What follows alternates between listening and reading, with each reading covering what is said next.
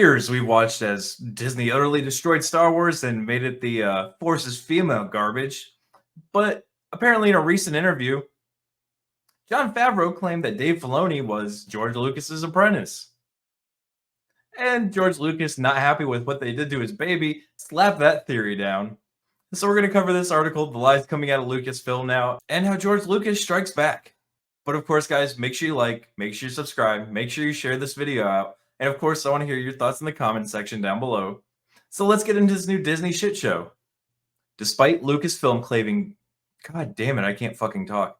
Despite Lucasfilm claiming Dave Filoni is George Lucas's apprentice, Lucas said he was not mentoring anyone to take over Star Wars. Lucasfilm and Star Wars recently released a featurette highlighting their latest Disney Plus series, Ahsoka, which is absolute fucking trash. Like, they had to throw in the member berries in that last episode just to, look, we're good. See, we brought Anakin. Fuck off. In which Jon Favreau makes the claim that Dave Filoni is George Lucas's apprentice. In the clip, Favreau recalls that George Lucas made a set visit to The Mandalorian, saying George visited the set when we were filming the lightsaber fight in the Japanese garden in Season 2.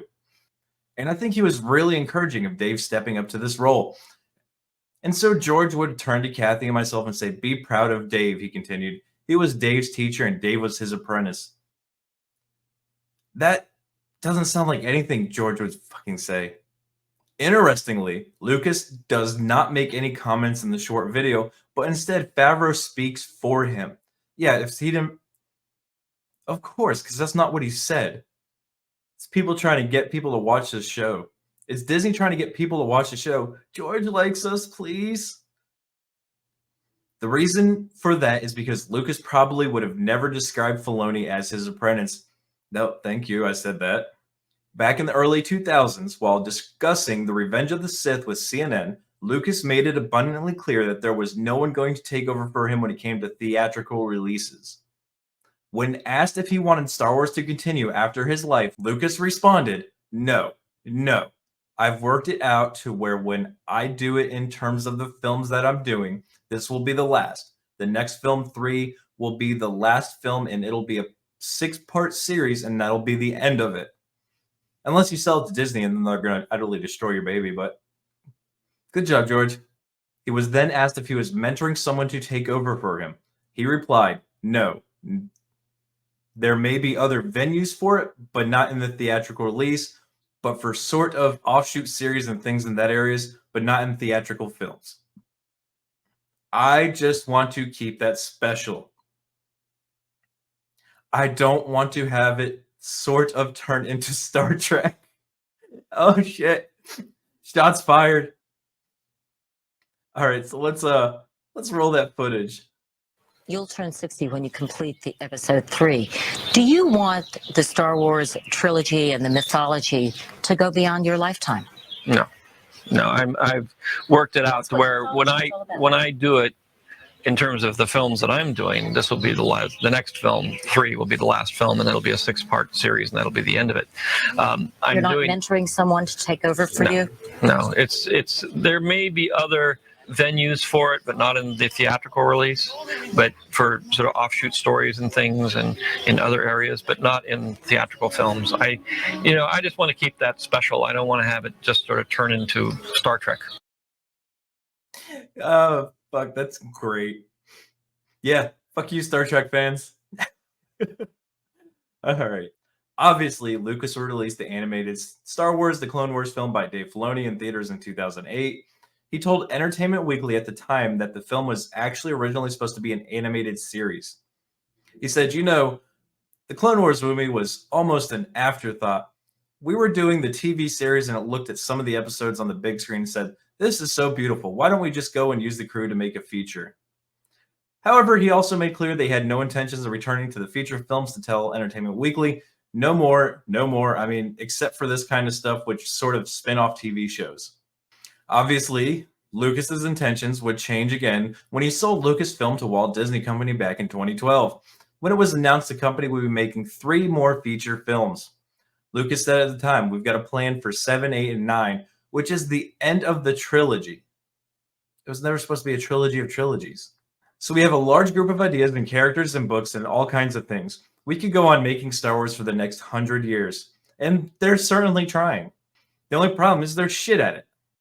However, Lucas will quickly be sidelined, and his plans for the next trilogy would be purchased by the Walt Disney Company and never see the light of day. And this is where George fucked up. The Walt Disney Company CEO Bob Iger wrote in his book, The Right of a Lifetime, Lessons Learned from 15 Years as CEO of the Walt Disney Company, and that was 15 years too long. At some point in the process, George told me that he had completed outlines for 3 new movies. He agreed to send us 3 copies of the outlines, one for me, one for Alan Braverman, and one for Alan Horn, who'd just been hired to run our studio. Alan Horn and I read George's outlines. We decided we need to buy them, though we made it clear in the purchase agreement that we would not be contractually obligated to adhere to the plot lines he'd laid out. But he thought you would. I bet George said, well, they probably won't stick to everything I wrote, but they'll stick to the storyline because it makes sense and it's good and it's what people like. Nope. Iger would then reveal the future of Star Wars would not be beholden to George Lucas. He knew that I was going to stand firm on the question of creative control, but it wasn't an easy thing for him to accept, and so he reluctantly agreed to be available to consult with us at our request, which was you plotting to have him show up so that you could say George was on scene and sell this garbage to people. I promised that we would be open to his ideas, but like the outlines, we would be under no obligation. They literally just had George show up to say, look, he's on set, it's going to be great. And then they killed it in front of him. All right, it looks like the rest of the article is just them going over the timeline of how Disney killed Star Wars.